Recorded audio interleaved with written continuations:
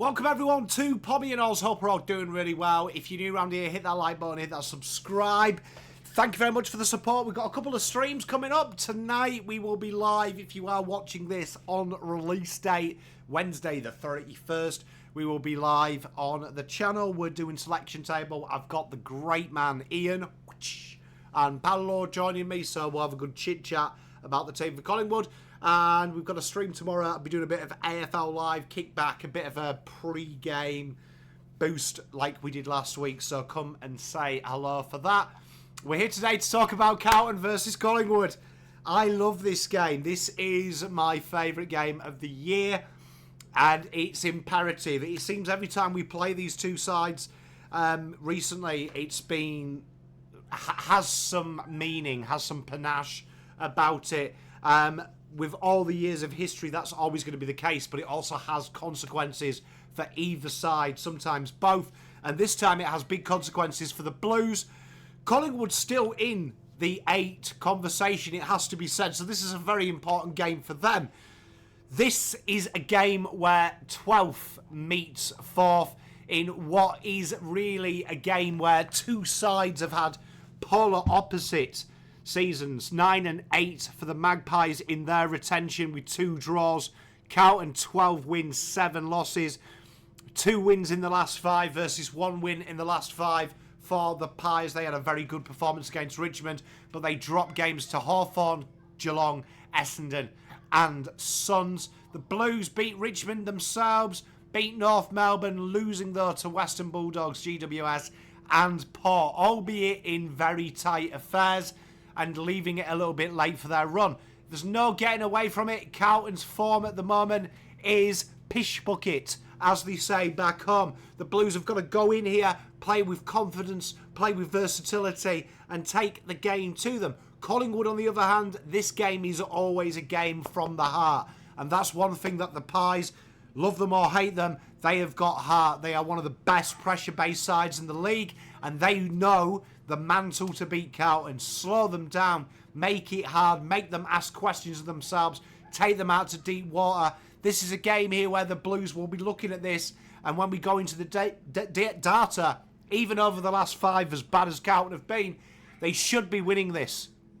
They should be winning this, and now there is an element of have to win this. The Blues want to win this to cement top 4 and keep it in their hands. Top 2 is relying on other opposition, but when you're chasing, to use a golf analogy, if you start worrying about what the opposition are doing, you're never going to do enough yourself to put the pressure on making them doing something wrong. The Blues need to get the win this game and really come out and get a little bit of form at the G in front of a very vivacious crowd. Let's get in to the stats behind the game.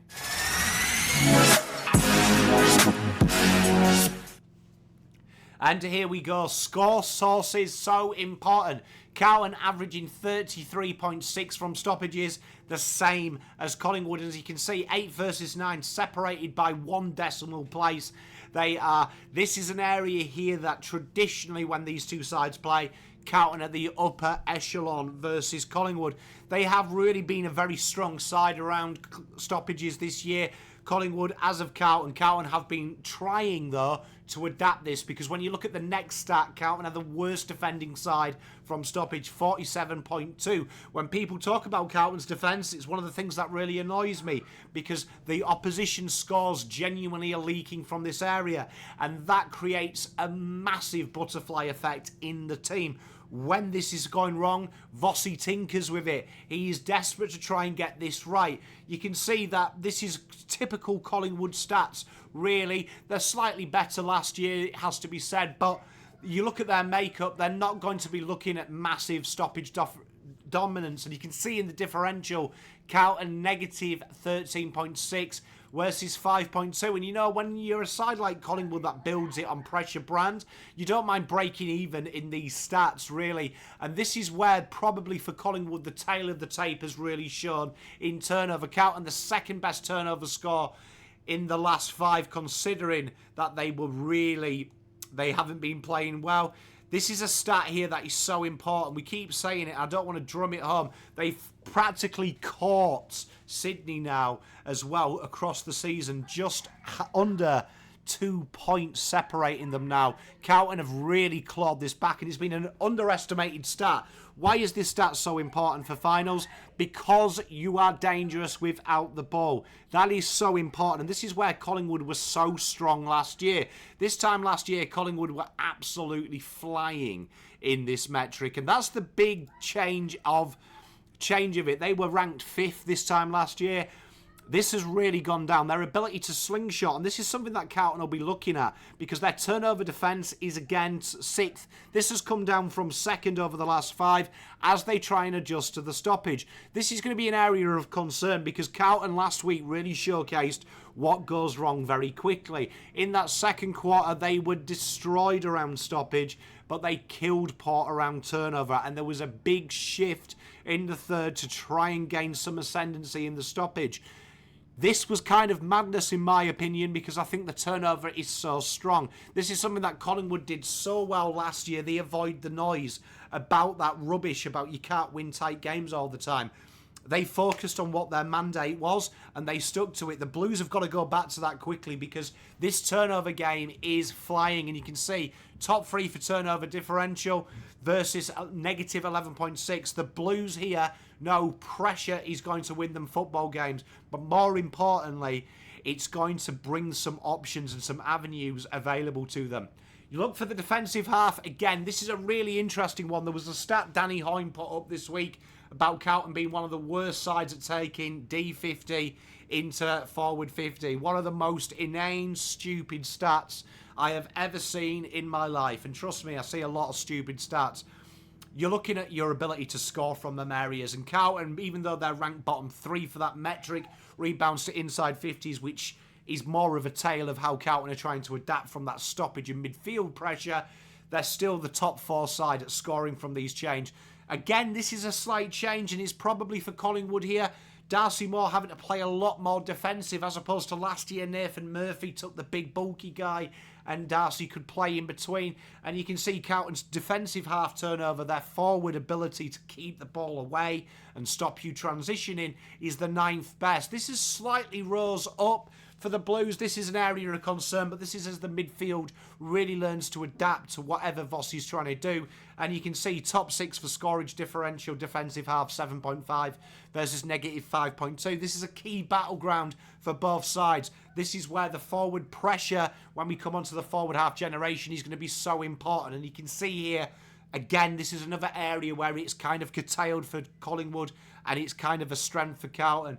And this is where we're going to have to avoid getting Fogarty into that midfield wicks. We want Fogarty up there because he's the metronome. The Carlton want to put pressure on that fall of that ball. And this is maybe one of them things that fans might not like, but one of the arts of that is around stoppage and clearance, getting that territory quickly. This is where Carlton play well. In that second quarter, the clearances were a lot more when Carlton did win them around stoppage. Just get the ball forward and get the pressure going. That's where the Blues want to be here. They want that pressure A grade. They don't want any time on the ball for Collingwood. We don't want to do that. And that is going to be something that Collingwood are going to be looking at Carlton as well. Can we start to stem their defensive half scores? It's where teams have looked at around. They've looked at trying to dominate around stoppage, which they're probably going to do the way Carlton set up traditionally this year. But that is the big case there, and it's easy to remember that only this time last year, between rounds 14 and 21, Carlton had the best stoppage differential in the league. We're going to do a video about that a bit later on, but this is a real big, important little scoring profile that Carlton have shifted, because last year it was less than 18% of scores from turnover, with the majority coming from stoppage and clearance. It's totally flipped this year, and Carlton are a turnover side, which is conducive, ironically, with a flag. But it's only conducive when you actually back it in. And you look at the forward half generation, the 4th best side, the Blues, versus the 15th. The 11th best defence versus the 15th, meaning 10 and 14th. You see, this is a very even little spread here. And the Blues have got to look at this one. And it's going to be forward pressure is paramount in this game. Can you stop easy ball coming out of the back half? And how do Collingwood do that, and how do Blues do that? Well, from the centre bounce, Carlton, as you'd expect, one of the best sides in the league from it. This has been the big one, though. Their defence from this area has almost been woeful, and it's really caused Voss, particularly from centre clearance, to suddenly become the second worst defensive side. And how has that happened? Carlton start to really react. They don't look to get their defensive halfbacks overlapping to become them extra pace around it.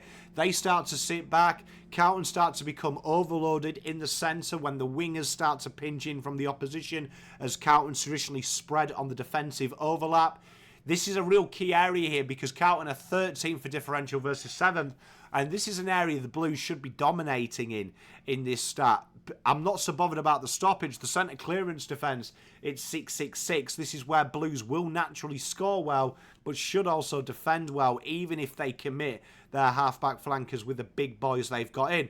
Is this a game for Marchbank? It maybe says it is, and this is going to be a very interesting tale here, because when you look at the pressure acts, even though Carlton are top 5 for this, you're looking at the number 1 pressure act side. That is a McRae staple. So they are going to be asking questions of Carlton's ball use, and they're going to look to make Carlton make mistakes. And you look against, this is just shows you here your ability to spread, really. It's not a huge stat because it doesn't tell you much, because obviously if you're a good side with the ball, you're going to get pressure acts. But this is a stat that's gone into dangerous territory for Carlton.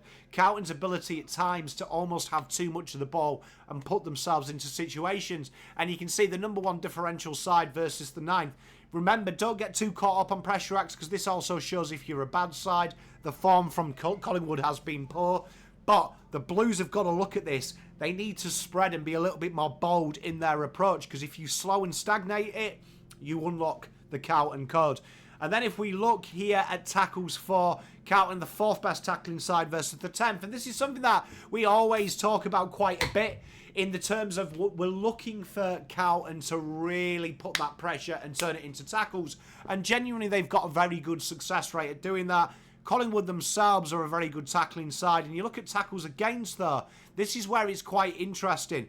Carlton, again, overuse the ball and allow them pressure against to become tackles, where Collingwood don't. A lot of handballs, a lot of flicked handballs before contact. It's where they get the definition soft, and I think that's unfair. It's kind of intelligent not to get tackled.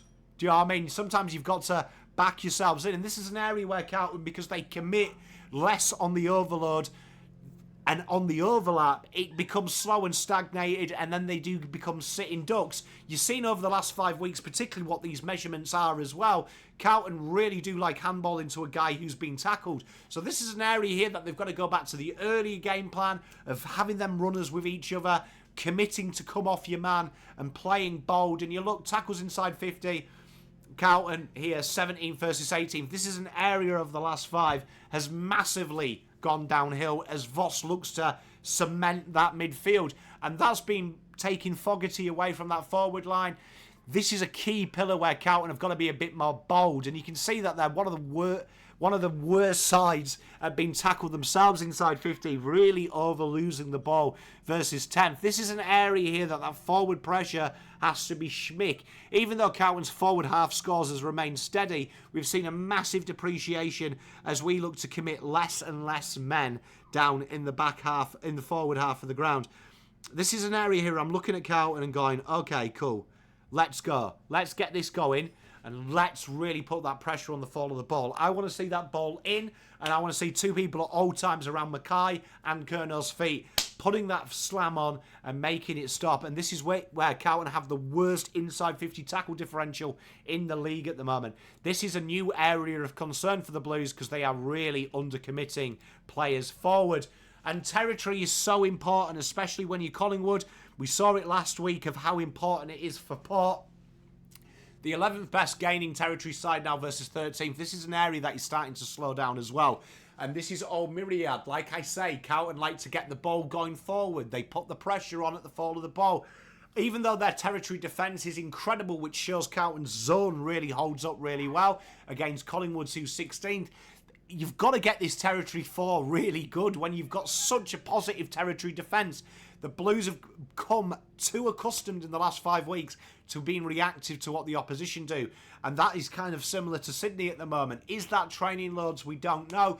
But this is an area here that the Blues have got to be switched on. They lose the territory battle against Collingwood, they lose this game. So this is so imperative they play to their strengths, and that is get the ball moving forward, get that pressure going, and everything will be A-OK. We come into the efficiency areas, and you can see here, these are some concerns for the Blues, because when they slow it down, you see what happens with Port. They're allowed to create natural one-on-ones, and they're allowed to feed their forwards into space. And Carlton have really shot down here, albeit they've lost one game without Mackay, who does help it, albeit his numbers haven't been staggering in the last 5. Carlton are 9th for marks inside 50 rate. It's kind of at times kicked in there without a purpose, and this is all well and good.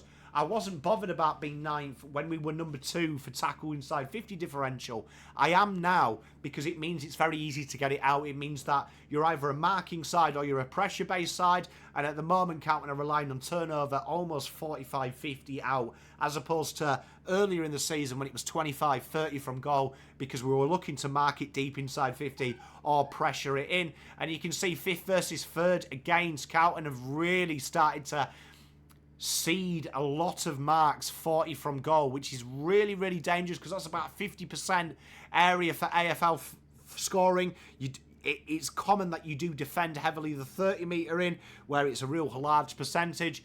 And this goals, though, this is a positive. Carlton, when they do get it inside 50 and it is marked, it is a goal. The second best side versus the 5th means you've got to show a bit of respect to Collingwood, because Collingwood play a little bit differently. They have that extra touch just outside of 50, which allows them to launch in deep. Carlton have got to watch that. And you look here, this is an area where Carlton haven't been getting it inside 50 enough. It's not so much bombing it in. You've got a myriad. If you're going to get the ball in, which we were doing quite a lot early season, the pressure was high. The reason was put a lot of pressure on the ball, get the ball inside 50. We defend from there. Our midfield and forwards take the brunt.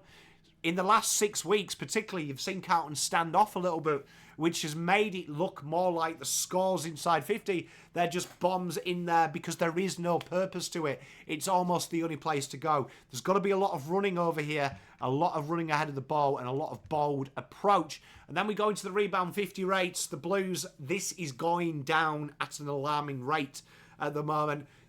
Even though it's still around the AFL average, this was top 5. This was 1 at one stage. Their ability to slingshot out the back half of the ground. Now, it hasn't affected their defensive half scores, but it means that you can't always rest on it. You've got to get that midfield pressure. And what this stat is saying is what all the others are saying. The pressure is being applied way too late, which is allowing teams repeat entries, where before we were making you kick along in there into shallow areas where they're heavily protected. 11 versus 14th, both sides have got to try and slow the ball down from mid to forward here. This is key. The midfield battle is king. Rebound 50s against Carlton have got the second best defence, though, and this is it. The forward pressure needs to be stronger. They set great traps. They create a repeat inside 50 as well. They're just not putting the pressure on to really stop the ones that kill you on the way out. And you look at the intercept marks, Carlton right mid-table versus 17th. This is an area here because people have isolated Darcy Moore. Carlton have got to look to isolate Darcy Moore. Darcy Moore is a terrific defender, but he's more boisterous on the attacking side of the game. Blues have got to get that, and this has been a big area. Carlton have been really falling for them shallow entries, and this is the inside marks against the intercept marks have got better. But you look at this, one-on-ones, Carlton, even though they're facing more, and this has come down by about 6%, they've got to look at putting that midfield, that forward pressure early and make them long, because Carlton are still in the upper echelon, but this is coming down. This was top 3. So Carlton have got to look at pressure, pressure, pressure. What does that say in the game? 98-88. We're expecting a tight one here at the G, where there's a lot more space and there's a lot more fan base. The Blues should feel comfortable in this one. I can't wait for this one. We've got a few pump-up videos coming, so stay tuned for that.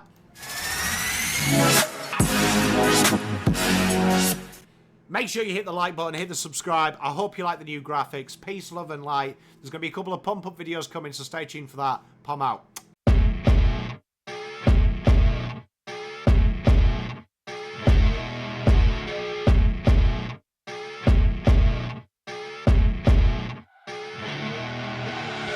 I see her rolling up, Uber black Cadillac, high heel boots and a sexy body full of tats. Baby's bad, oh baby's hella